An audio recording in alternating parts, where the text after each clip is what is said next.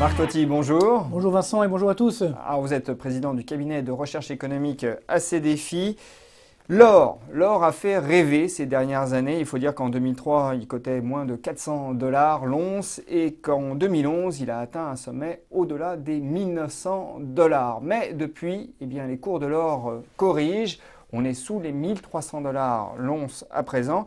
Alors est-ce que la fête de l'or est finie ? Alors nous-mêmes, on en a parlé, je dirais, ici, sur ce plateau et ailleurs. C'est vrai que clairement, j'ai toujours prévenu en disant, attention, moi, dès qu'on dépasse 1200, 1500 $ l'once, je ne sais plus faire des prévisions. D'ailleurs, j'ai arrêté d'en faire parce qu'on ne savait plus expliquer cette valeur de l'or.